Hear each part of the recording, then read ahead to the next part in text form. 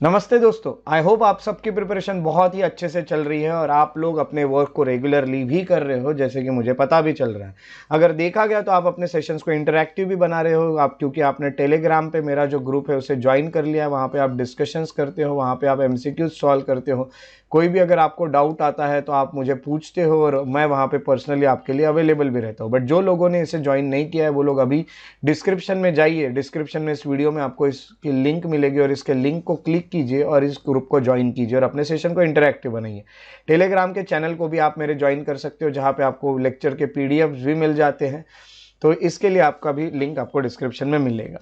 उसी के साथ साथ आपको ये भी बता दूं कि हम इस लेक्चर में 9th क्लास की एनसीईआरटी को पढ़ रहे थे और ये वीडियो में हम अभी ड्रेनेज सिस्टम को पढ़ने वाले, जो कि 3rd चैप्टर है।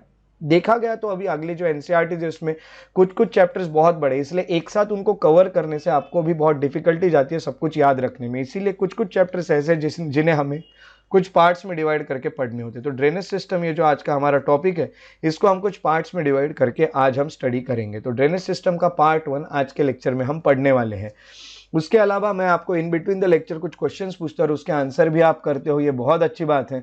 इसी तरह से पिछले वीडियो में जो मैंने क्वेश्चन पूछे थे उसके आंसर करने वाले जो लोग हैं उनका नाम है रोहित जी, सौजन्या जी, स्नेहा सामंतरे जी और स्नेहा जी नायक जी।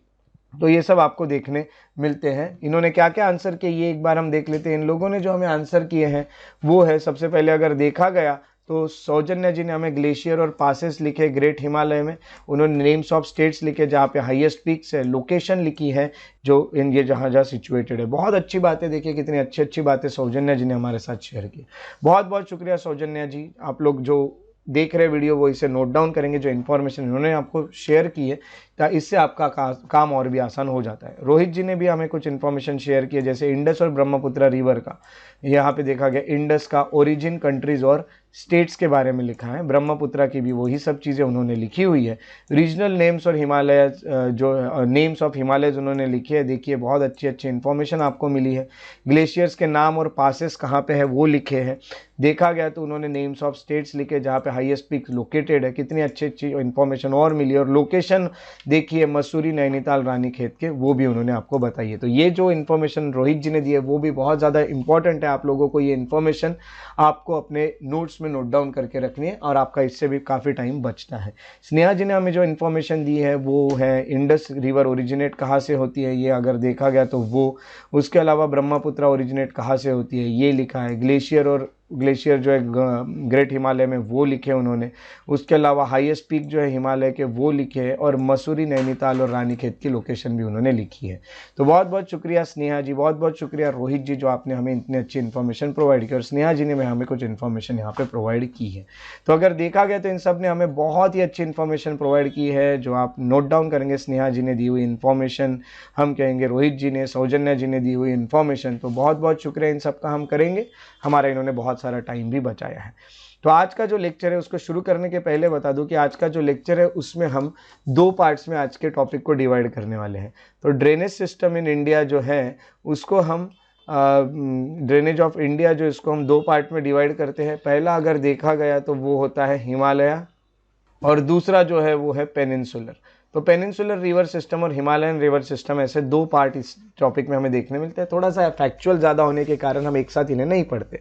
तो आज के लेक्चर में हम हिमालयन पढ़ेंगे, अगले लेक्चर में हम पेनिनसुला पढ़ेंगे। तो आज का वीडियो आपका हिमालयन रिवर सिस्टम के ऊपर होने वाला है, जिसमें आप काफ़ी इंपॉर्टेंट रिवर्स को पढ़ने वाले हैं। तो चलिए आज का लेक्चर जो उसकी शुरुआत करते हैं। सो एनसीईआरटी में जो 3rd चैप्टर दिया है उसका नाम है ड्रेनेज। ड्रेनेज हम देख रहे हैं, ड्रेनेज का मीनिंग क्या होता है यहाँ से उन्होंने शुरुआत की है। तो यहाँ पे देखिए, the term drainage describes the river system of an area. एकदम सिंपल याद रखिएगा, ड्रेनेज यानी रिवर सिस्टम, किसी भी एरिया का रिवर सिस्टम यानी ड्रेनेज। अब उन्होंने जैसे बोला है कि आप फिजिकल मैप में अगर देखोगे तो आपको छोटी छोटी स्ट्रीम्स अलग अलग डायरेक्शन में फ्लो होती हुई दिखेगी, एक साथ आते हुए दिखेगी और बड़ी रिवर बनाते हुए दिखेगी। इसका मतलब ये है कि अल्टीमेटली जो ड्रेन्स होते हैं वो एक लार्ज वाटर बॉडी में जाके मिलते हैं, जैसे कि लेक या फिर सी या फिर ओशन। वहाँ पे जाके ये जितने भी ड्रेन्स है ये आके मिलेंगे। यानी यही कहेंगे पूरा रिवर सिस्टम जो है वो कहीं ना कहीं जाके मिलने वाला है। तो जैसे इन्होंने बोला कि आप फिजिकल मैप में देखिए, तो हम फिजिकल मैप में देखते हैं किस तरह से आपको देखने मिलता है। तो आप फिजिकल मैप में देख पा रहे हैं, देखिए कितनी सारी रिवर्स है और ये रिवर्स एक दूसरे को आके मिल रही है। और कभी कभी ये आपको देखने भी मिल रहा है, काफ़ी सारे रिवर्स जो है वो कभी बे ऑफ बंगाल को आके मिल रही है, कभी अरेबियन सी को आके मिल रही है और कभी वो इंडियन ओशन को आके मिल रही है। तो इस तरह से उन्होंने हमें पहले इसमें ये बताने की कोशिश की है। आगे अगर देखा गया तो जो एरिया होता है drained by single river system it's called drainage basin. ये अच्छे से याद रखेगा, आपने नोट्स में ये पॉइंट लिख के रखिएगा। आपको नोट्स में क्या क्या लिखना है वैसे मैं बताते हुए चल रहा हूँ। जैसे मैंने आपको बताया, सबसे पहले आपको ये स्टेटमेंट लिखना है कि ड्रेनेज यानी river system of an area. दूसरा पॉइंट आपको लिखना है जो एरिया होता है जहाँ पे सिंगल रिवर सिस्टम होता है उसे ड्रेनेज बेसिन कहा जाता है। ये दो पॉइंट आपने लिखने के बाद जब हम आगे बढ़ते हैं, तो अगर आप क्लोजर ऑब्जर्वेशन करो मैप में, तो फिर आपको कुछ चीज़ें जैसे देखने मिलती है। जैसे हम कहेंगे कि a closer observation on map will indicate that any elevated area, है ना, जो भी एरिया ऊपर आया है, जैसे कि हम कहेंगे माउंटेन या फिर कोई लैंड अपलैंड है यानी ऊपर आई हुई लैंड है, तो वो दो ड्रेनेज बेसिन को अलग करती है क्योंकि ऊपर आई है। तो ये भी हम देखते हैं कैसे, तो ऐसे अपलैंड को कहा जाता है वाटर डिवाइड। ये भी आपको लिख के रखना है। कहाँ से कहाँ तक का पॉइंट लिखोगे, यहाँ से आप लिखोगे कि elevated any elevated area such as mountain और upland separates two drainage basin is known as water divide. ये पॉइंट लिखना है। आपके पास अब तक तीन टर्म्स आ चुकी है, एक ड्रेनेज बेसिन और एक वाटर डिवाइड। ये टर्म्स हम लेके लिखते हुए चलते हैं क्योंकि आप अपने नोट्स में लिख रहे हैं कि नहीं, आपको ये कंफर्म पता चलते जाएगा। तो अब तक आपने जो तीन टर्म्स पढ़ी हैं उसमें आपने कौन कौन सी टर्म्स पढ़ी है ये देख लेते हैं। सबसे पहले आपने यहाँ पे देखा कि ड्रेनेज क्या होता है, ठीक है, और मैं तो यहाँ पे सिर्फ नाम लिख रहा हूँ, आपको उसके एक्सप्लेनेशन जो मैंने वहाँ पे बताया वो भी लिखना है। दूसरा आपने देखा कि ड्रेनेज बेसिन क्या होता है, और तीसरा जो आपने देखा अब तक वो है वाटर डिवाइड क्या होता है। तो ये तीन चीज़ें अब तक आपको पता चल चुकी है और आपने अपने नोट्स में ये तीन चीज़ों को लिखा भी है। वीडियो को पॉज करके आपको लिखते हुए चलना है, यही आपकी बेहतरीन स्टडी होगी। अब जैसे मैंने बताया, कोई भी एरिया अगर एलिवेटेड है, सपोज ये एरिया ऊपर आया है, तो यहाँ इसके ऊपर से तो बहना मुश्किल हो जाएगा ना, आप समझ ही रहे हैं ना। इसके ऊपर से इसको क्रॉस करके रिवर को बहना बहुत मुश्किल है। तो यहाँ की रिवर इधर रह जाती है, यहाँ की रिवर इधर रह जाती है, इसीलिए इसको वाटर डिवाइड कहा जाता है। तो कोई एरिया अगर ऊपर आ गया तो वहाँ वाटर डिवाइड तो आपको देखने मिलेगा, ये यहाँ पे आपको पता चलता है, ठीक है। तो यहाँ पे बहुत अच्छे उन्होंने कुछ फैक्ट दिए कि वर्ल्ड्स लार्जेस्ट ड्रेनेज बेसिन जो है वो अमेजॉन रिवर है। इसको मार्क करके इसको लिख के रखिएगा अपने नोट्स में। दूसरा, find out which river has the large basin in India. आपको टास्क लिखने होते हैं, तो टास्क वैसे तो मैं आपको लेक्चर के एंड में बताता ही हूँ क्या क्या आपने किए हैं, क्या क्या आपको लिखने हैं, बट ये आपको पहले ही लिख के रखने हैं। तो वीडियो को पॉज कीजिए और लिखिए विच river has the largest basin in India, है ना। तो ये आपको लिखना है, इसका आंसर वीडियो को लेक्चर के देखने के बाद आपको इसका आंसर ढूंढना है। आगे चलते हैं तो ड्रेनेज सिस्टम इन इंडिया की बात करते हैं। अगर इंडिया का ड्रेनेज सिस्टम की बात किया जाए तो इंडिया का जो ड्रेनेज सिस्टम होता है उसमें काफ़ी सारे रिलीफ फीचर्स हैं। अगर देखा गया तो इस प्रकार से इंडिया की जो रिवर्स है उसको दो मेजर ग्रुप्स में डिवाइड किया जाता है। यहाँ पे मैं ग्रुप्स के आपको डिवीजन लिखता हूँ, आपको भी ये नोट्स में अपने लिखते हुए चलना है। तो आप क्या लिखोगे, ड्रेनेज, नोट्स में लिख रहे हैं आप मेरे साथ साथ, ड्रेनेज सिस्टम इन इंडिया। ये जब आप लिख लोगे तो उसके बाद लिखिएगा दो तरह के ड्रेनेज सिस्टम, ठीक है। तो पहला ड्रेनेज सिस्टम आप जो लिखोगे वो होगा Himalayan reverse, the Himalayan reverse. दूसरा जो आप लिखोगे वो लिखोगे peninsular reverse, the peninsular reverse, ठीक है। तो ये पहला, ये दूसरा, ये फ्लो चार्ट आपके इसमें होना ही चाहिए, ठीक है। तो पहले हम पढ़ने वाले हिमालयन रिवर्स, उसके पहले हम ड्रेनेज सिस्टम के बारे में कुछ चीज़ें स्टडी करेंगे क्या होता है। तो चलिए एनसीईआरटी में देखते हैं ड्रेनेज सिस्टम के बारे में हमें क्या इन्फॉर्मेशन दी है। अब देखिए, apart from originating from two major physiographic regions of India, है ना, यानी हम कहेंगे हिमालयन और पेनिनसुलर रिवर्स जो है वो काफ़ी तरीके से एक दूसरे से अलग है। अब हम यहाँ पे ये कह रहे हैं कि इन दोनों को क्लासिफाई कैसा किया गया होगा? तो एक क्लासिफिकेशन तो आपको ये पता चलता है कि जैसा उन्होंने पहला कहा, हिमालयन रिवर्स, यानी हम ऐसे कहेंगे कि जो हिमालय से निकल रही है। पेनिनसुलर रिवर्स यानी इंडिया के जो पेनिनसुला में दिखने वाली रिवर्स है वो, और हिमालयन रिवर्स, ऐसा तो आप डिवीजन करोगे ही, ठीक है।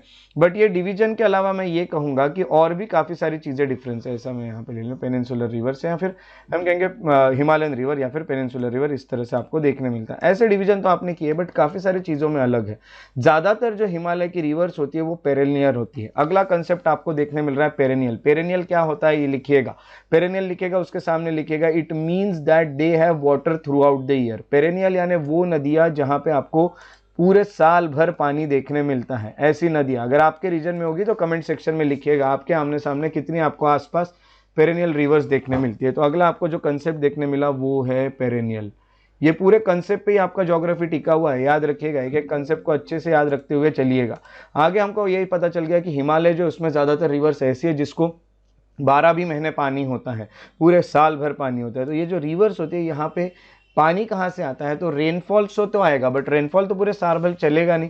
पर वहाँ पे आप देखोगे तो हिमालय में स्नो भी है, हिमालय में बर्फ़ भी है, तो बर्फ़ पिघलेगा तो वहाँ से भी हम कहेंगे पानी उस पानी नदी को मिलते रहेगा। इसलिए हिमालय में हिमालय की जो रिवर्स है उसको दो फायदे हैं।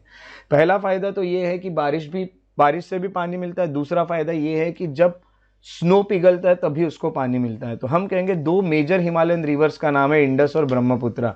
ये दोनों भी अगर देखा गया तो ये नॉर्थ से, माउंटेन रेंजेस के नॉर्थ से ओरिजिनेट होती है। तो मेजर हिमालयन रिवर्स इंडस और ब्रह्मपुत्रा ये हैं। अगर देखा गया तो they have cut through the mountains making George's. इस तरह से आपको माउंटेन्स को कट करते हुए जाते दिखती है। जो माउंटेन को कट करके जाती है नदी उसे जॉर्जेस कहा जाता है।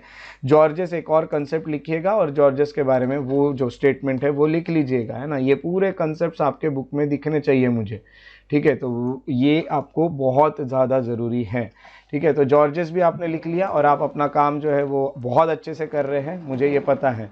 यही समझते हुए मैं आगे बढ़ता हूँ। तो हिमालयन रिवर्स जो होती है उनके जो हम कहेंगे कोर्सेस है वो काफ़ी लॉन्ग है from their source of to the sea. आपको ये पता है हिमालय के पास कोई समुंदर नहीं है। कोई भी नदी जो हिमालय से निकल रही है उसको समुंदर तक जाने के लिए बहुत बड़ी दूरी तय करनी पड़ती है। जैसे हम कहेंगे कि गंगा, ये देखिए गंगा यहाँ से निकल रही है और कितनी बड़ी दूरी पार करते हुए वो मिल रही है बे ऑफ बंगाल को। तो गंगा को भी कितना दूर का डिस्टेंस पार करना होता है। तो सोर्स तक तो उसे पहुँचना ही है, तो वो पहुँचेगी, पहाड़ को काट के पहुँचेगी तो जॉर्जेस बनाएगी। पेरेनियल आपको पता चल गया, ड्रेनेज पता चल गया, ड्रेनेज बेसिन पता चल गया, वाटर डिवाइड पता चल गया। बहुत सारे कंसेप्ट यहाँ तक आप पढ़ चुके हो। अब ये जितनी भी रिवर्स निकल रही है ये अपने कुछ एक्टिविटीज़ करती है, और ये इनकी जितनी भी एक्टिविटीज़ है उसको कुछ कोर्सेस में डिवाइड किया गया है। यहाँ पे आप इस डायग्राम में देख सकते हैं, इस फिगर में देख सकते हैं। अपर कोर्स दूसरा आपको दिया है, मिडिल कोर्स और तीसरा दिया आपको लोअर कोर्स। तो जो रिवर की एक्टिविटी होती है वो हर कोर्स में कैसी होती है ये जान लेते हैं। सबसे पहले अगर देखा गया तो वो परफॉर्म करती हैं, हम सबसे पहले देखेंगे इरोजनल एक्टिविटी। इरोजनल एक्टिविटी यानी अपने साथ काफ़ी सारी चीज़ों को बहा के लेके जाती है। नदी जब अपने सोर्स से निकलती है, एग्जाम्पल ऐसा लीजिएगा कि कोई भी नदी जैसे कि हिमालय से निकल रही है गंगा, तो वो निकलने के बाद सबसे पहले अपर कोर्स में क्या करेगी? सबसे पहले तो बहुत सारी चीज़ों को डिपॉजिट करके जाएगी। डिपॉजिट में वो काफ़ी सारी चीज़ों को बहा के लेके जाएगी, इरोजनल एक्टिविटी करेगी। यानी हम कहेंगे कैरी करेगी huge loads and silt and हम सैंड, है ना। तो यानी हम कहेंगे क्ले, मिट्टी के अलावा रेत जो है उसको वो बहा के लेके जाएगी। तो पहले जो अपर कोर्स है उसमें नदी ये काम करती है। जब वो मिडल कोर्स में आती है और लोअर कोर्स में आती है तो ये नदी मिएंडर्स बनाती है और ऑक्सबो लेक्स बनाती है और काफ़ी सारे डिपोजिशनल फीचर बनाती है अपने फ्लड प्लेन्स में। मैं आपको ऑलरेडी ये चीज़ें बता भी चुका हूँ, काफ़ी सारी चीज़ें ये एक्सप्लेन कर चुका हूँ कि ऑक्सबो लेक कैसे बनते हैं, मिएंडर्स क्या होते हैं। फिर भी मैं एक बार आपको रिवाइज करा देता हूँ। वैसे मैं आपको ऑलरेडी बता चुका हूँ। मिएंडर्स जो होते हैं ये यानी इस तरह से आपको ये जो टर्न्स दिख रहे हैं ना, ये नदियों के कर्व दिख रहे हैं, ये मिएंडर्स होते हैं। तो इस तरह से वो मिएंडर्स बनाती है। दूसरी बात, ऑक्सबो लेक जो होता है आपको पता है कि जब वो ज़्यादा डिपॉजिट करने लगती है तो वो अपना कोर्स बदल देती है। मैं ऑलरेडी आपको ये चीज़ें बता भी चुका हूँ। पहले ये नदी ऐसी बह रही है, उसके बाद यहाँ बहुत डिपॉजिट हो गया इसलिए यहाँ से पानी जाना बंद हो गया और उसने अपना कोर्स यहाँ से बना लिया और यहाँ पे एक लेक बन गया जिसको ऑक्सबो लेक कहा जाता है। तो आपको ये जो चीज़ें ये यहाँ पे पता चल गई है। ये आपका ऐसा समझ जाइए कि रिवाइज हो गया जो मैंने पहले आपको बताया था। उसके अलावा मैंने आपको ये भी बताया था कि नदी जब अपने साथ काफ़ी सारी चीज़ों को कैरी करके लाती है तो फिर फ्लड जब आते तो बहुत सारी चीज़ें उसकी हाइट बढ़ने के कारण नदी के साथ फास्ट आने लगती है, और जैसे जैसे फ्लड कम होने लगती है तो पानी का लेवल कम होने लगता है, और ये जितनी भी चीज़ें लेके आई थी वो वहीं पे डिपॉजिट कर देती है। तो अब इतनी सारी चीज़ें जब डिपॉजिट होने लगती है, क्ले, सॉइल, तो वहाँ पे आप समझ जाइएगा कि प्लेन्स बन जाते हैं। तो इस तरह से यहाँ पे प्लेन्स भी बनाए जाते हैं, ये सब यहाँ पे आपको देखने मिलेगा। सो हम कहेंगे कि they also have well developed delta. और आपको पता है जहाँ पे आके वो समुंदर को मिलेगी जिस भी रीजन में, यानी नदी यहाँ पे अपने साथ बहुत सारी चीज़ें लेके आ रही है और यहाँ पे पूरी चीज़ें डिपॉजिट करना शुरू कर देगी और फिर वो समुंदर को मिलेगी। तो यहाँ पे जो डिपॉजिट किया उसके कारण यहाँ पे बनता है डेल्टा। तो ये आपको डेल्टा देखने मिल रहा है, ये आपको ऑक्सबोलिक देखने मिल रही है, ये आपको मेंडर्स देखने मिल रहे हैं, और ये आपको सोर्स से वो क्या क्या लेके आ रही है ये देखने मिल रही है। इरोजनल एक्टिविटी, जैसे हम कहेंगे ह्यूज लोड्स ऑफ, हम कहेंगे सिल्ट एंड सैंड। तो ये सब चीज़ें बहुत सिंपल है। अगर देखा गया तो नदी के ऐसे किसी भी आप तीन कोर्स के में 3 एक्टिविटीज़ यहाँ पे अलग अलग एक्टिविटीज़ देख सकते हो, अलग अलग प्रकार के एक्टिविटीज़ आप देख सकते हो। अब आगे आपको ये देखने मिलता है कि बहुत सारी जो नदियाँ होती हैं, पेनिनसुलर रिवर्स जो होती है वो सीजनल है। वैसे हम पेनिनसुलर रिवर्स को पढ़ने वाले हिमालयन रिवर्स आपने देखा कि वो कैसी है कि वो पेरेनियल है, वो हमेशा बहती ही रहती है। यहाँ पे हमने जैसे कि देखा कि वो पेरेनियल है और वो हमेशा बहती रहती है। बट पेनिनसुला में अगर आओगे, इंडिया के नीचे के पार्ट पे आओगे, हिमालय के अलावा नीचे की रिवर्स इंडिया के पेनिनसुला के पार्ट में, पेनिनसुला कहाँ पे आपको पता ही है, ठीक है। तो ये नीचे का पार्ट, यहाँ की रिवर जो होती है ये उतनी पेरेनियल नहीं है, वो सीजनल रिवर है, क्योंकि उनका जो फ्लो होता है वो रेनफॉल पे डिपेंड होता है। जब ड्राई सीजन होती है तो बड़ी बड़ी नदियाँ जो होती है उनको भी पानी नहीं मिलता, क्योंकि बारिश ही नहीं होती है, तो वो ड्राई होने लगते हैं, उनका फ्लो बहुत कम हो जाता है। तो पेनिनसुलर रिवर जो होती है वो बहुत छोटी भी है, शॉर्ट भी है और ज़्यादा डीप भी नहीं है, शैलो है as compared to Himalayan counterparts. ये जो है ना, ये अच्छे से लिखेगा, ये वाला सेंटेंस आपके नोट्स में स्टार मार्क करके लिखेगा। पेरेनियल रिवर जो होती है वो शॉर्टर है, शैलोअर उसके कोर्स है as compared to Himalayan rivers. देखा गया तो बहुत सारी जो होती है वो सेंट्रल हाईलैंड से ही निकलती है। देखा गया तो वो तो आप देख रहे, देखिए हिमालय से निकल रही है, सेंट्रल हाईलैंड से निकलती हैं और फ्लो होती है टुवर्ड्स वेस्ट। सेंट्रल हाईलैंड कहाँ पे, मैं आपको पहले भी बता चुका हूँ, हमने पिछले लेक्चर में ही सेंट्रल हाईलैंड को पढ़ा था, डेक्कन को भी पढ़ा था। तो सेंट्रल हाईलैंड से निकलती है, तो आपको यही देखना है। तो can you identify 2 such large reverse, आगे तो आप पढ़ोगे बट अभी आपको ऐसी कोई 2 रिवर्स आप बता सकते हो जो सेंट्रल हाईलैंड से निकल रही है। तो ज़्यादातर जो रिवर है वो पेनिनसुलर इंडिया में जो निकल रही है वो वेस्टर्न घाट से निकलती है और वो टूवर्ड्स बे ऑफ बंगाल ही फ्लो होती है। आप देखोगे, ये देखोगे तो यहाँ से निकलेगी और यहाँ से वो ज़्यादातर बे ऑफ बंगाल को ही जाके मिल रही है। अरेबियन सी पे ज़्यादा आपको मिलती हुई नहीं दिख रही है, ज़्यादातर बे ऑफ बंगाल को ही जाके मिल भी रही है। ये भी एक फैक्ट है जिसको आपको याद रखना है, आगे हम डिटेल में उसको पढ़ने ही वाले हैं। तो इस तरह से हमें जो रिवर है उसके कुछ बेसिक्स जो होते हैं, कुछ उसके जो वर्क है वो यहाँ पे पता चले। तो अब उसके बाद हमें सबसे पहला जो टॉपिक है उसमें एंटर करना है। जैसे हमने यहाँ पे ड्रेनेज सिस्टम इन इंडिया को 2 पार्ट्स में डिवाइड किया और हमारा जो पहला पार्ट है द हिमालयन रिवर्स। तो चलिए द हिमालयन रिवर्स क्या होते हैं इसको स्टडी करते हैं। हिमालयन रिवर्स की अगर बात की जाए तो मेजर हिमालयन रिवर्स जो है वो मैंने बताया आपको कि इंडस और ब्रह्मपुत्रा तो है ही, उसके अलावा गंगा भी है। तो 3 नदियाँ जो होती है वो यहाँ पे होती है। आपको अगर अपने फ्लो चार्ट में ऐड करना है तो आप बिल्कुल कर सकते हैं। आप यहाँ पे 3 नदियों के नाम लिख सकते हैं, जैसे हम यहाँ लिखेंगे इंडस, गंगा एंड ब्रह्मपुत्रा, ठीक है। तो ये 3 नदियों के नाम आपने लिख लिए। आगे चलते देखते क्या होता है। तो ये जितनी भी नदियाँ होती है ये बहुत लॉन्ग है, बिल्कुल बराबर, क्योंकि ये तो हिमालय से निकल रही, हिमालय से निकल के किसी सी को जाके मिलने वाली बहुत लंबा सफ़र वो तय करने वाली है। And join by many large and important tributaries. तो जो इनको ज्वाइन करती है आके उनको ट्रिब्यूटरीज कहती है और बाद में इनसे जो निकलती है उसको डिस्ट्रीब्यूटरीज कहे जाता है। ये तो आपको पहले के कंसेप्ट में ये क्लियर करा चुका हूँ। तो नदी को आके बहुत सारी अलग अलग नदियाँ मिलती है जिसको हम ट्रिब्यूटरीज कहते हैं। जैसे अगर देखोगे तो ये गंगा है, देखो गंगा को आके यमुना भी मिली, यानी यमुना भी ट्रिब्यूटरी हो गई गंगा की। तो गंगा का जो सफ़र है काफ़ी लंबा है, यमुना भी उसको आके मिल जाती है। फिर आगे यहाँ पे देख रहे कि सोन रिवर मिली है, गंडक मिली है, घाघरा मिली, काफ़ी सारी रिवर्स आके कहीं ना कहीं मिलते रहती है। तो इस तरह से ये पूरी रिवर्स जो होती है उनको बहुत सारी रिवर्स ज्वाइन करती है जाते जाते। सपोज ऐसा समझ जाइएगा कि आप कहीं से बहुत लंबे सफ़र पे निकले हो और आपको आपके दोस्त लोग ज्वाइन करते हुए जा रहे हैं आपके पूरे जर्नी में, वैसे ही नदी के साथ भी होता है। तो रिवर जो होती है अलॉन्ग विद इट्स ट्रिब्यूटरी, इसको रिवर सिस्टम कहा जाता है। ये एक और कंसेप्ट है जो आपको लिखना है, रिवर सिस्टम। अगर मैं बोलूँ गंगा रिवर सिस्टम क्या है, तो वही गंगा और उसकी ट्रिब्यूटरीज मिलकर रिवर सिस्टम बनता है। एक और कंसेप्ट रिवर सिस्टम, ठीक है, एक और कंसेप्ट मैंने आपके इसमें ऐड कर दिया। ये पूरे कंसेप्ट से ही आपके नोट्स बनते हैं और बेहतरीन नोट्स बनते हैं। आप इसको कभी भी रिवाइज करोगे आपको बहुत फ्रेश फील होगा।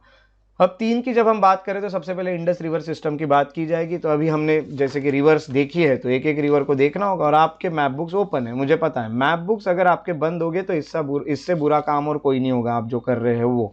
तो मैप बुक्स को ओपन रखना, पूरी तरह से आपकी नज़र अभी मैप बुक में होगी। अगर देखा गया तो इंडस रिवर सिस्टम जो होती है उसमें रिवर इंडस जो होती है ये राइजेस इन तिब्बत। वो कहाँ पे राइज होती है? तिब्बत में। तो आप ये चीज़ समझ जाइएगा, इंडस रिवर जो होती है उसका ओरिजिन जहाँ से होता है वो है तिब्बत में, एक लेक मानसरोवर के पास, मानसरोवर लेक के पास वो निकलती है। फिर वो फ्लोइंग वेस्ट से फ्लो होते हुए एंटर करती है इंडिया में इन द लद्दाख। ठीक है, तो एक एक चीज़ यहाँ पे आप देखते हुए चल रहे हो मैप में, मैं भी आपको दिखा देता हूँ मैप में। तो ये मैप वर्क आपको बहुत अच्छे से करना है। जैसे मैंने बोला कि ये जो भी रिवर है ये हम कहेंगे इंडस रिवर है। इंडस रिवर कहाँ से निकल रही है? ये देखो, ये इंडस रिवर ये निकल रही है तिब्बत से, तिब्बत से होते हुए वेस्ट की तरफ बह के ये ऐसे आ रही है और इधर साइड जा रही है। बहुत लंबा सफ़र तय करके वो यहाँ अरेबियन सी को मिलती है। तो इंडस रिवर आपने देखी कि तिब्बत से निकली है। तो ऐसे ही अगर देखा गया तो तिब्बत से निकलती है, वेस्ट की तरफ बहती है, बहते बहते इंडिया में एंटर करती है लद्दाख में। It forms a picturesque George, और वो जॉर्ज बनाती है। अब जॉर्ज क्या है आपको ये पता है? जॉर्ज यानी आपने ये देख लिया है कि जो नदी पहाड़ को काटते हुए आती है वो जॉर्ज बनाती है। उसके बाद उसकी काफ़ी सारी ट्रिब्यूटरीज है, जैसे अगर देखा गया तो झास्कर में, या फिर न्यूब्रा, श्योक हो गया, या फिर हुंजा हो गया, है ना, joints it in the Kashmir region. ये सब उसके ट्रिब्यूटरीज है। मैंने आपको बताया नदी को जो ज्वाइन करेगी वो बनती है उसकी ट्रिब्यूटरी। तो मैंने आपको ये बताया कि यहाँ पे अगर देखा गया तो झास्कर हो गया, नुब्रा हो गया, श्योक हो गया या हुंजा हो गया, ये सब कश्मीर रीजन में ज्वाइन करती है। इंडस जो होती है वो फ्लो करती है through Baltistan and Gilgit and emerges from the mountain at अटक।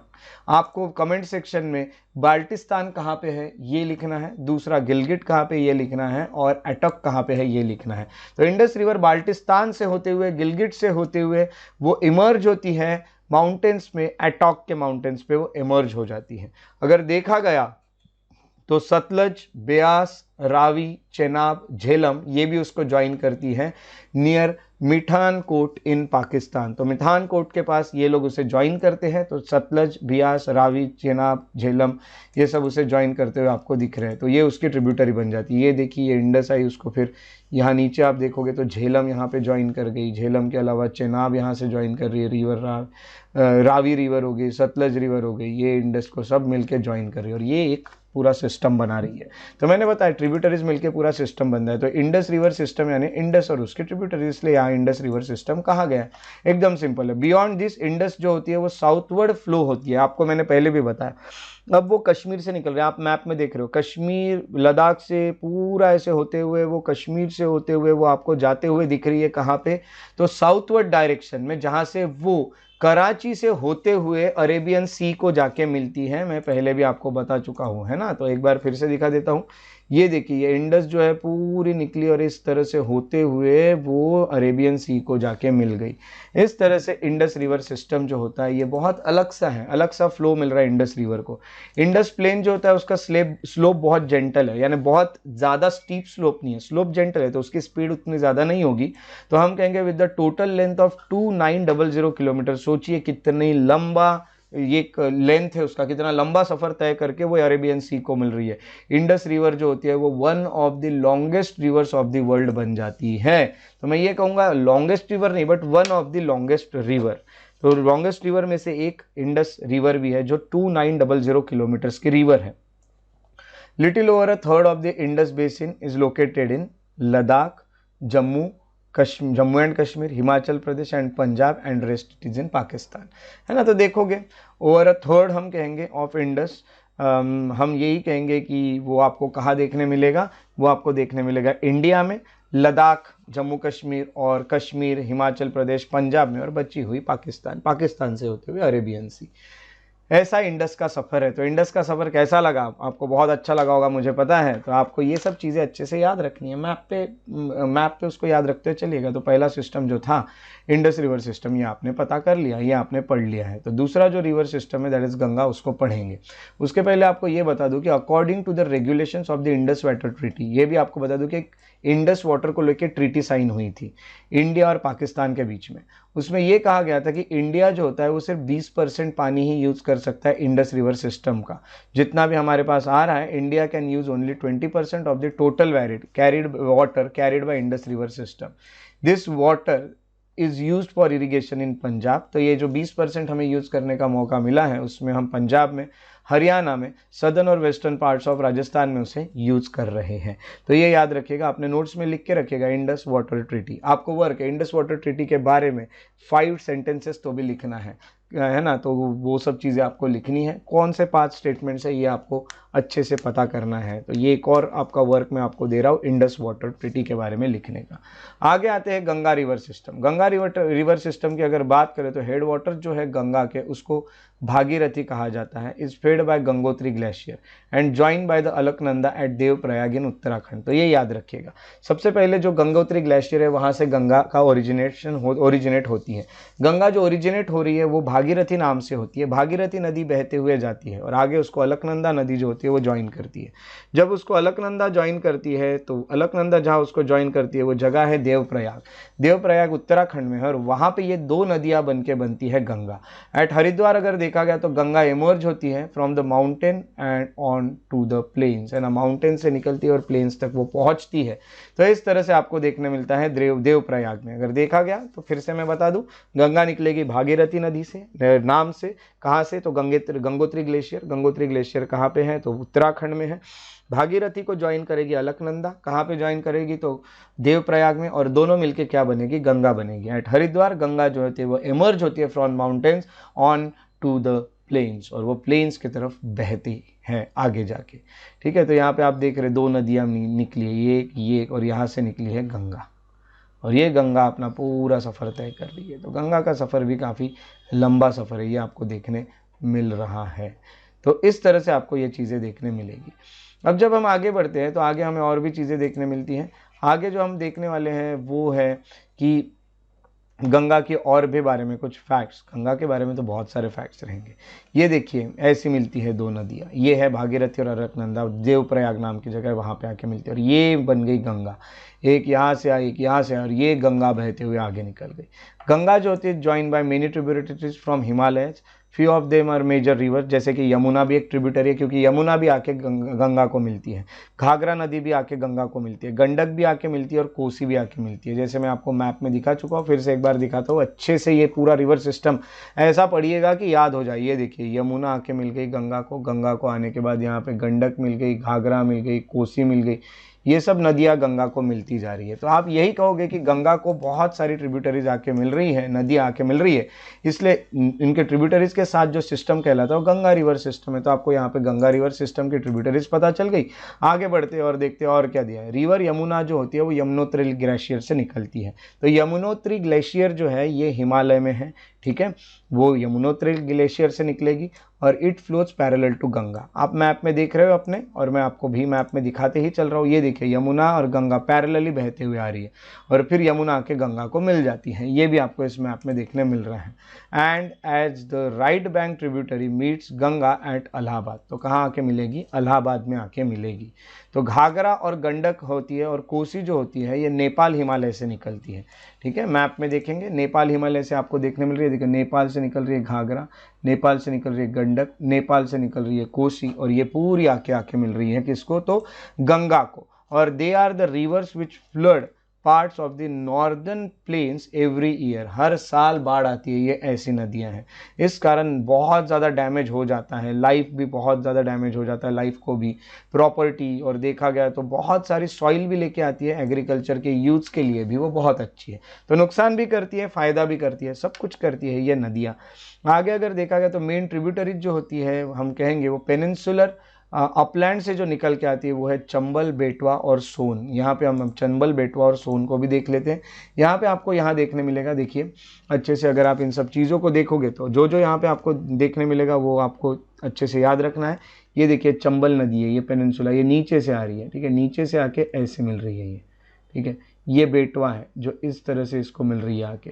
तीसरा अगर देखा गया तो ये सोन है, देखिए ये सोन नदी आके मिली है गंगा को। तो ये सब रिवर्स आके मिल रही हैं, ये थोड़ा पेनिनसुलर पार्ट से आके मिल रही है, यानी मैं ये कहूँगा कि ये हिमालय से तो नहीं निकल रही है। तो कुछ रिवर जो होती है वो हिमालय से निकल रही है और कुछ रिवर जो होती है वो पेनिनसुला से भी आ रही है। तो ये जो राइज हो रहा है सेमी एरिड एरिया से, इसका शॉर्टर कोर्स है। तो ज़्यादा लंबी नदियाँ नहीं है, छोटी इस पर राइज हो जाती है और आके मिल जाती है, उसमें बहुत सारा पानी होता भी नहीं है, थोड़ा थोड़ा पानी लेके आती है। बट अगर वो नदियों को देखोगे तो आपको लगेगा भाई ये थोड़ा नहीं है, ये काफ़ी बड़ा पानी है। बट उनको अगर गंगा से कंपेयर करोगे तो आप बोलोगे सच में ये थोड़ा पानी है। तो फाइंड आउट आपका एक task, find out where and how they ultimately join Ganga, ये आपका एक और टास्क है। इस टास्क को अच्छे से याद रखिएगा, ये आपको लिखना है, ठीक है। तो ये आपका एक और टास्क बन रहा है। आगे आते हैं, तो आपको ये बता दूं कि do you know Namami Gange programme जो होता है, ये भी आपको अच्छे से याद रखना है। नमामि गंगे प्रोग्राम एक इंटीग्रेटेड कंजर्वेशन मिशन है, जो एक फ्लैगशिप प्रोग्राम है यूनियन गवर्नमेंट का, जो जून 2014 में लाया गया था, जिससे हमको 2 ऑब्जेक्टिव पूरे करने हैं, ठीक है। Effective abetment of pollution, pollution को रोकना है, और नदियों को कंजर्व करना है और उसको ठीक भी करना है, रिजुवेनेशन भी करना है एंड कंजर्वेशन भी करना है नेशनल रिवर्स के, गंगा के। देखा गया तो आपको और एक्सप्लोर करना है तो आप nmeg.nic.in पे जाके नमामि गंगा जो है उसको डाल के आप उसको देख सकते हो, उस प्रोग्राम के बारे में और भी इंफॉर्मेशन ले सकते हो। तो नमामि गंगे प्रोग्राम जो है वो गंगा को ठीक करने के लिए और कंजर्व करने के लिए लाया गया है 2014 में, और ये फ्लैगशिप प्रोग्राम है किसका, तो यूनियन गवर्नमेंट का, सेंट्रल गवर्नमेंट इसको चलाती है। आगे बढ़ते हैं, देखा गया तो enlarged with waters from its rights and left bank tributaries, तो 2 ट्रिब्यूटरीज आपको देखने मिले, एक राइट बैंक ट्रिब्यूटरीज, एक लेफ्ट बैंक ट्रिब्यूटरीज है। गंगा जो होती है it flows eastwards till Farakka in West Bengal, ठीक है। तो गंगा आगे का सफर तय कर रही है फरक्का तक वेस्ट बंगाल में, ठीक है। गंगा वेस्ट बंगाल तक आएगी, आप मैप में देख रहे हो। और अगर देखा गया तो this is the northern most point of Ganga delta, है ना। गंगा डेल्टा का सबसे नॉर्दर्न मोस्ट पॉइंट अगर देखा गया तो ये यहीं पे है, फरक्का हम कहेंगे, जो वेस्ट बंगाल में आपको देखने मिलता है। उसके बाद हम कहेंगे द रिवर बाइफर्केट्स हियर, और बाद में गंगा जो होती है ये फिर बाइफर्केट हो जाती है, टूट जाती है। हम कहेंगे कि यहाँ से 2 डिस्ट्रीब्यूटरी निकलती है, भागीरथी और हुगली, ये डिस्ट्रीब्यूटरी निकल के ये साउथवर्ड फ्लो होने लगती है। अब यहाँ पे डेल्टा बना हुआ है, यानी हम कहेंगे कि बहुत सारे डिपॉजिट्स है, डिपॉजिट्स के कारण इनका कोर्स बदल जाता है और ये अपना कोर्स अलग अलग लेके बे ऑफ बंगाल को जाके मिलती है, ठीक है। तो ये याद रखिएगा। अगर देखा गया तो मेन स्ट्रीम जो होती है वो साउथवर्ड बहती है बांग्लादेश में, और फिर वो ज्वाइन करती है ब्रह्मपुत्रा को और नीचे जाती है, और उसको मेघना कहा जाता है। ये पूरा मैं आपको दिखाता हूँ, आपको डरना नहीं है इन चीज़ों से, ठीक है। फिर ये जो बड़ी रिवर बन जाती है ब्रह्मपुत्र और ये जो निकली है रिवर, ये आके ये हम कहेंगे कि with water from Ganga and Brahmaputra एक बहुत बड़ी रिवर बनती है जिसको मेघना कहा जा रहा है, वो बे ऑफ बंगाल में जाके मिलती है। जो डेल्टा फॉर्म होता है इस रिवर से उसको सुंदरबन डेल्टा भी कहा जाता है, ये भी आपको बताऊंगा। और फैक्ट्स में जाने के पहले मैं आपको कुछ यहाँ के फैक्ट्स में इंफॉर्मेशन दे देता हूँ। जैसे मैंने बोला कि वो यहाँ पे आएगी और फिर यहाँ से 2 नदियाँ निकलेगी, ठीक है। तो आपको ये देखने मिलेगी, यहाँ से आ रही है ब्रह्मपुत्रा को आके ये मिलेगी और फिर ये दोनों मिलकर इस तरह से बे ऑफ बंगाल में जाएगी और एक इस तरह से बे ऑफ बंगाल में जाएगी। तो आपको ये देखने मिलेगा और यहाँ पे बहुत सारा डेल्टा रहेगा। यहाँ पे मैं यही कहूँगा कि यहाँ पे बहुत सारे डिपॉजिट करेगी वो। तो डिपॉजिट करने के कारण जो डेल्टा बना है, मैंने आपको ये पहले भी बताया, वो डेल्टा जो होता है उसको सुंदरबन डेल्टा कहा जाता है। और सुंदरबन डेल्टा जो है वो पूरा पानी से भरा होता है, दलदलित प्रदेश होता है, पूरा स्वैम्पी होता है, स्वैम्प होता है, बहुत ज़्यादा पानी होता है ना, ऐसा पानियों से भरा हुआ प्रदेश। तो यहाँ पे जो मैंने अभी आपको मैप पे दिखा है वही चीज़ एक बार फिर से पढ़ के बताता हूँ। देखिए अभी अच्छे से समझिएगा एक और बार। ये जो रिवर होती है ये बाइफर्केट होती है, कहाँ पे, फरक्का पे। बाइफर्केट होने के बाद भागीरथी हुगली ये डिस्ट्रीब्यूटरी निकलती है। देखा गया तो ये साउथवर्ड बहती है, नीचे बहती है और नीचे बहने के बाद ये बे ऑफ बंगाल को मिलती है। देखा गया तो मेन स्ट्रीम जो होती है ये साउथवर्ड बहते वक्त ये बांग्लादेश में एंटर करती है। मैंने आपको दिखाया बांग्लादेश में एंटर करते वक्त तो वहाँ से ये ब्रह्मपुत्रा को ज्वाइन करती है। जब ये ब्रह्मपुत्रा को ज्वाइन करती है तो इसे मेघना नाम से नाम दिया जाता है। और मेघना जो होती है उसको 2 रिवर्स का पानी मिलता है, गंगा और ब्रह्मपुत्रा का, और वो बहुत माइटी रिवर है, बहुत बड़ी रिवर है जो बे ऑफ बंगाल में फ्लो होती है और वहाँ पे ये डेल्टा बनाती है। उस डेल्टा को सुंदरबन डेल्टा कहा जाता है। देखिए मैप में देखने के बाद आपने एक और बार पढ़ा तो कितना आसान हो गया सब कुछ। देखा गया तो सुंदरबन डेल्टा के बारे में कुछ इन्फॉर्मेशन दी है। सुंदरबन डेल्टा जो है उसका नाम कहाँ से आया, वो सुंदरी ट्री से आया है। सुंदरी ट्री जो होता है वो मार्शलैंड में निकलता है। मैंने बोला मार्शलैंड यानी क्या, जहाँ ज़्यादा पानी है। जस्ट इमेजिन कीजिएगा कि नदी के आसपास देखिए कैसे कीचड़ वाला प्रदेश होता है, कीचड़ वाला एरिया होता है, बस उसी को हम स्वैम्पी या फिर उसी को हम मार्शलैंड कहते हैं। तो ये जो मार्शलैंड है ना, यहाँ पे एक ट्री आता है जो सुंदरी ट्री होता है, उसी से उसका नाम, वहाँ वो ट्रीज होने के कारण उसका नाम सुंदरबन डेल्टा रखा हुआ है। It is the world's largest and fastest growing delta, ये याद रखिएगा, पूरे वर्ल्ड का सबसे बड़ा और फास्टेस्ट ग्रोइंग डेल्टा है। It is also the home of royal Bengal tiger, और यहाँ पे बहुत खतरनाक जानवर रहता है जिसका नाम है टाइगर, रॉयल बंगाल टाइगर। किसने नहीं देखा है? सभी ने देखा है, नहीं रियल में तो पिक्चर्स में तो ज़रूर देखा होगा। देखा गया तो जो लेंथ है गंगा का वो फिर भी ओवर 2500 किलोमीटर तक है, 2500 किलोमीटर से भी ज़्यादा है थोड़ा बहुत। देखा गया तो आप अगर इन्होंने जो आपको फिगर दिखाया है 3.4, जो कि ये मैप है, इसमें आप देख सकते हो गंगा को, है ना। तो गंगा यहाँ से निकलते हुए काफ़ी लंबा सफ़र तय कर रही है। तो गंगा जो है इसका हम कहेंगे लेंथ जो है वो 2500 किलोमीटर है। देखा गया तो आप देख सकते हो ड्रेनेज पैटर्न जो गंगा बना रही है। अंबाला जो होता है is located on the water divide between Indus and the Ganga river system, है ना। तो अंबाला आपको इंडस और गंगा रिवर सिस्टम के आसपास आपको देखने मिलता है। ये देखिए यहाँ से आपको इंडस देखने मिल रहा है, पूरा इंडस का सिस्टम, और ये पूरा गंगा का सिस्टम है। इंडस का सिस्टम, ये गंगा का सिस्टम, ठीक है। तो आपको इनके बीच देखने मिलता है अंबाला। अंबाला के बारे में लिखना है कि अंबाला है कहाँ पे। अब देखेंगे आगे तो जो प्लेन्स है अंबाला से तो सुंदरबन तक, वो जो स्ट्रेच है वो 1800 किलोमीटर का है। बट अगर देखा गया तो जो स्लोप है वो कम कम होते जाता है। स्लोप कम होगा यानी हम कहेंगे कि हर 6 किलोमीटर पे 1 मीटर तो स्लोप कम ही होता है। अब आपको पता है जब स्लोप कम होता है, स्लोप जो होगा जितना कम होते जाएगा उतना रिवर का फ्लो स्लो होते जाएगा, और जितना स्लो होगा उस कारण बड़े बड़े मिनेंडर्स बनाएगी। तो रिवर जो होती है यहाँ पे बड़े बड़े मिनेंडर्स बनाती है, ये भी आपको बता चुका हूँ मैं, पहले भी बता चुका हूँ। धीरे धीरे बहने के कारण मिएंडर्स जो होते हैं ये बहनते जाते हैं, बनते जाते हैं। तो यही है कि स्लोप देखिए कम होते जा रहा है, ये आपको यहाँ पे पता चलता है। अब अगली जो रिवर सिस्टम हम पढ़ने वाले हैं वो है ब्रह्मपुत्र रिवर सिस्टम। अब ब्रह्मपुत्र रिवर सिस्टम में पढ़ना है तो अब तक हम जो देख रहे थे उसमें हमने यहाँ पे हिमालयन रिवर्स में इंडस रिवर सिस्टम और गंगा रिवर सिस्टम देख लिया। अब हम ब्रह्मपुत्र रिवर सिस्टम देख रहे हैं, जैसे कि आपने यहाँ पे मार्क करके रखा है इंडस, गंगा और ब्रह्मपुत्र। इंडस और गंगा देख लिया, ब्रह्मपुत्र की तरफ बढ़ेंगे। ब्रह्मपुत्र की तरफ जब आते हैं तो ब्रह्मपुत्र की भी बहुत सारी खास खास बातें। ब्रह्मपुत्र जो होती है वो तिब्बत में राइज करती है, हम कहेंगे ईस्ट में मानसरोवर लेक के बहुत पास, है ना। यहाँ से इंडस भी निकलती है और सतलज भी निकलती है। अगर आप मैप में देखो तो आपको क्लियरली ये चीज़ें दिख जाती है। अगर मैप में देखोगे तो यहाँ पे आपको दिख रहा है यहाँ से निकल रही है इंडस, तो यहाँ से आपको देखने मिलेगी, देखिए यहाँ से इंडस निकली है, यहाँ से सतलज निकली है, और इसी तरह से आप देखोगे तो हम ये भी कहेंगे कि ब्रह्मपुत्र जो होती है, ये देखो ये निकल रही है यहाँ से ब्रह्मपुत्र, ठीक है। तो यहाँ से आपको ब्रह्मपुत्र भी निकलते हुए दिख रही है यहाँ पे, है ना। यानी यहाँ के आसपास, ये पॉइंट के आसपास से ये भी निकल रही है, ये भी निकल रही है, ये भी निकल रही है, काफ़ी सारे रिवर्स आपको निकलते हुए दिखती है। तो हम यही कहेंगे कि मानसरोवर के पास से ही निकलती है और ये भी तिब्बत से निकलती है।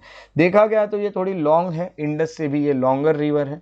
अगर देखा गया तो इसका जो कोर्स है वो इंडिया के बाहर ही है ज़्यादातर। आप देख भी रहे हैं मैप में, है ना। मैप में फिर से देखेंगे, ये बहुत बड़ा इसका कोर्स है जो आपको इंडिया के बाहर, इंडिया में इतनी आती हो, बस इतनी इंडिया में है, इसके बाद फिर से बांग्लादेश में, ठीक है। तो हम कहेंगे कि इंडिया के बाहर ये और यहाँ पे मिल जाती है इस तरह से।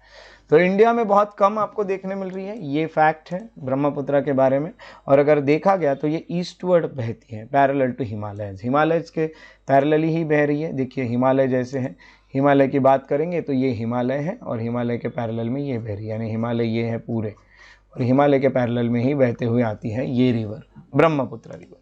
ब्रह्मपुत्र रिवर की बात करें तो ऑन रीचिंग द नामचा बारवा, नामचा बारवा जो है पीक है जो 7757 मीटर का पीक है।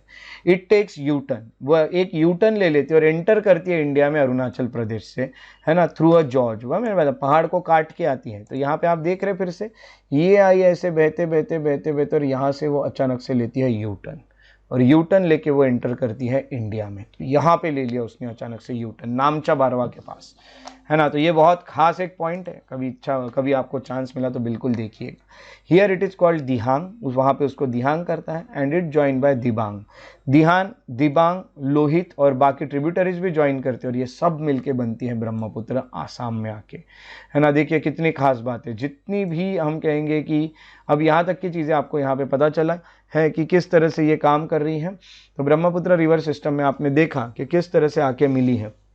ओके, सो फिर से एक बार बता दूं, यहाँ पे नामचा बारवा में लेगी यू टर्न, बाद में वो एंटर करेगी इंडिया में अरुणाचल प्रदेश में थ्रू अ जॉर्ज, और वहाँ पे उसको दिहांग कहा जाता है। दिहांग को आके जुड़ती है दिबांग, लोहित और बाकी ट्रिब्यूटरीज, जिससे ब्रह्मपुत्रा बनती है। ठीक है, तो बाकी रिवर्स भी मिलती है, देखिए दिहांग है, दिबांग नाम से एंटर हो रही, दिहांग, दिबांग, लोहित, ये सब मिले और ये बनी, यहाँ से शुरू हुई ब्रह्मपुत्रा और यहाँ तक ही इंडिया में बही ब्रह्मपुत्रा। ठीक है, तो यहाँ आपको सैंगपो नाम से देखने मिल रही है तिब्बत में। इस तरह से ये एक रिवर है। अब तिब्बत में जो होती है रिवर जो होती है, it carry smaller volume of water, इसमें ज़्यादा पानी नहीं होता, इसमें ज़्यादातर सिल्ट होता है, as it is cold and dry area. यहाँ पे आपको ज़्यादातर कीचड़ कीचड़ या मिट्टी ही देखने मिलेगी। इंडिया में जब ये आती है तो it passes through the region of high rainfall. तो आपको पता है अरुणाचल प्रदेश यहाँ वहाँ वो नॉर्थ ईस्ट के साइड में वो आ रही है, तो वहाँ पे हाई रेनफॉल उसको मिल रहा है। तो हाई रेनफॉल मिलने के कारण वहाँ पे बहुत सारा पानी होता है उसमें, और जो अमाउंट होती है सिल्ट की वो भी होती है, ऐसा नहीं कि वो नहीं होती, बट पानी बहुत सारा देखने मिलता है। ब्रह्मपुत्रा जो होता है उसका अगर चैनल देखेंगे तो ब्रेडेड चैनल है in its entire length in Assam and forms many riverine islands, है ना। तो अगर देखा गया तो उसका जो चैनल है वो ब्रेडेड है। अब आप सोच रहे होंगे ब्रेडेड चैनल क्या होता है, तो ब्रेडेड चैनल भी आपको मैं बता देता हूँ क्या हम उसको कहेंगे। सो आपको यहाँ पे जो पिक्चर देखने मिल रही है ब्रेडेड चैनल की, देखिए ब्रेडेड चैनल है। ब्रेडेड चैनल यहाँ कहेंगे ब्रेडेड रिवर जो होती है, ये ब्रेडेड स्ट्रीम क्या होती है, मल्टी थ्रेडेड चैनल्स होते हैं इसमें। देखिए बहुत सारे रिवर के चैनल्स आपको देखने मिल रहे हैं और ये मर्ज हो जाते हैं बाद में, ब्रेडेड पैटर्न में एक दूसरे से मर्ज होते रहते हैं। तो इस तरह से यहाँ पे ब्रेडेड चैनल आपको देखने मिलते हैं और फिर वहाँ पे रिवराइन आइलैंड्स बनने लगते हैं। तो काफ़ी सारे आइलैंड्स आपको ब्रह्मपुत्रा पे फिर देखने मिलते हैं, इसीलिए क्योंकि वहाँ पे हम कहेंगे बहुत सारी चीज़ें साथ में लेके आ रही है, सिल्ट है उसमें बहुत है, तो ये डिपॉजिट के चलते वो उसके चैनल जो है वो टूटने लगते हैं। तो यहाँ पे यही है कि do you remember the name of largest riverine islands form by Brahmaputra. मैंने पिछले एनसीईआरटी में आपको बताया भी था उसका नाम, तो वापस नहीं बताऊंगा। आपके लिए टास्क है, आपका टास्क ये है कि आपको क्या करना है, तो आपको ये नाम कमेंट सेक्शन में लिखना है। जो रिवराइन आइलैंड जो है ये जो ब्रह्मपुत्रा पे बना है लार्जेस्ट, उसका नाम क्या है। हर साल अगर देखा गया तो रेनी सीजन में ये जो रिवर होती है वो ओवरफ्लो हो जाती है अपने बैंक पे, जिस कारण हम कहेंगे कि बहुत सारा फ्लड देखने मिलता है आसाम और बांग्लादेश में। अनलाइक अदर नॉर्थ की जो रिवर्स है, ब्रह्मपुत्रा जो होती है वहाँ पे काफ़ी सारे डिपॉजिट्स होते हैं सिल्ट के, यानी हम कहेंगे बहुत सारी क्ले लेके आते हैं अपने बेड पे रिवर के, और देखा गया तो रिवर बेड जो होता है वो राइज होने लगता है। अब इतनी सारी क्ले है तो वो ऊंचा ऊंचा होते जाएगा। तो रिवर जो होती है also shift it's channel frequently. अब इतना सारा क्ले और इतना सारा सिल्ट लेके आ रही है, वो तो अपने चैनल्स को वो शिफ्ट तो करती रहेगी। जब भी बीच में कोई रुकावट आ गई, नदी अपना चैनल बदल देती है, अपना फ्लो बदल देती है, तो नदी जो होती है वो शिफ्ट हो जाती है। तो इस तरह से ब्रह्मपुत्रा पे भी आपको कुछ चीज़ें देखने मिलती हैं। तो ब्रह्मपुत्रा जो है वो काफ़ी एक तरह से देखा गया तो लॉन्ग है ब्रह्मपुत्रा, बट इंडिया में उतना ज़्यादा ब्रह्मपुत्रा नहीं है। यहाँ पे आप देख रहे हैं, देखिए ब्रेडेड होने के कारण इसको इस तरह से आपको देखने मिल रहे हैं। बाकी नदियाँ देखिए एक सिंगल इसमें दिखा है, ब्रह्मपुत्रा थोड़ी मोटी दिख रही है और थोड़ी ब्रेडेड के कारण उन्होंने यहाँ पे मोटा दिखाया है उसको। तो यही है, डिपॉजिट के कारण बहुत मोटी हो जाती है। तो इस तरह से आपका जो टॉपिक रहा वो एक और रहा ब्रह्मपुत्रा। तो यहाँ पे आप देखोगे तो आपने यहाँ 3 सिस्टम पढ़े हिमालयन रिवर्स में, Indus river system, Ganga river system, Brahmaputra से रिवर सिस्टम। ये तीनों रिवर सिस्टम को आप मैप में भी पढ़ते आ रहे हो और ये आपको बहुत ज़्यादा इंपॉर्टेंट है, आपको अच्छे से याद रखना है, इसके ऊपर क्वेश्चन हमेशा आते रहते हैं। उसके अलावा जैसे कि आपने यहाँ पे कुछ कंसेप्ट थे वो भी अपने बुक में लिख लिए हैं, और आज का जो टास्क है वो भी आपको यहाँ पे मैं बताता हूँ, वो भी आपको लिखना है। सो आज का जो लेक्चर है उसके जो आपके टास्क थे, वो आपका पहला टास्क है कि which river has largest basin in India. दूसरा टास्क जो आपका है वो ये है कि find out where and how Chambal, Betwa and Son ultimately joins the Ganga. ये आपको यहाँ पे ढूंढ के निकालना और अपने नोट्स में लिखना है। अगले लेक्चर में हम जो पढ़ने वाले हैं वो सेकेंड पार्ट पढ़ने वाले हैं, जिसमें हम पढ़ेंगे पेनिनसुलर रिवर्स। पेनिनसुलर रिवर्स जो है वो भी बहुत इंपॉर्टेंट है, जिसमें हम क्या क्या पढ़ेंगे ये भी बता देता हूँ। यहाँ पे हम पढ़ेंगे नर्मदा बेसिन, नर्मदा के बाद हम अगला जो पढ़ेंगे वो रहेगा तापी बेसिन, तापी के बाद हम अगली जो पढ़ेंगे वो होगी गोदावरी बेसिन, गोदावरी के अलावा हम यहाँ पे महानदी बेसिन को पढ़ेंगे, कृष्णा कावेरी को भी पढ़ेंगे, महानदी, यहाँ से थोड़ा नीचे लेके आता हूँ। कृष्णा, कावेरी, ये सब नदियों को हमें पढ़ना है। इसके अलावा हम कुछ लेक्स भी पढ़ेंगे, क्योंकि आपको वहाँ पे लेक्स भी देखने मिलते हैं। इसी में हम लेक्स भी पढ़ेंगे अगले चैप्टर, अगले टॉपिक में। और हम ये भी पढ़ेंगे role of river in the economy, और रिवर पोल्यूशन को भी पढ़ेंगे। ठीक है, तो और भी हम टॉपिक्स पढ़ने वाले हैं। तो ये जो पोर्शन है ये आपका अगले लेक्चर में हम कवर करेंगे। जैसे कि आपको पता है कि जो लेक्चर, जो टॉपिक्स है अभी वो बहुत बड़े बड़े, और एक साथ पूरे कवर करना ये थोड़ा सा मुश्किल टास्क होता है, क्योंकि बहुत सारा एक साथ आप पढ़ोगे तो उतना याद भी नहीं रहता है, तो हमें याद भी रखना है। तो इस तरह से हमारे थर्ड टॉपिक का आज फर्स्ट पार्ट हमने पढ़ा, जिसमें हमने ड्रेनेज सिस्टम ऑफ इंडिया में हिमालयन रिवर्स और उसका इंट्रोडक्टरी पार्ट पढ़ा है। इसी तरह हम अगले लेक्चर में मिलेंगे। अगर आपको मेरे वीडियोस पसंद आते तो उन्हें लाइक ज़रूर करें, शेयर करें, मेरे यूट्यूब चैनल को सब्सक्राइब करके बेल आइकॉन को प्रेस करना ना भूलें, ताकि इसी तरह से आपको वीडियोस जो है वो मिल रहे हैं, उसके नोटिफिकेशन भी मिलते रहे रेगुलरली, और आपका कोई वीडियो मिस भी ना हो। तो हम मिलेंगे अगले लेक्चर में, तब तक के लिए आप लोग अपना ख्याल रखिए। Take care and have a very good day.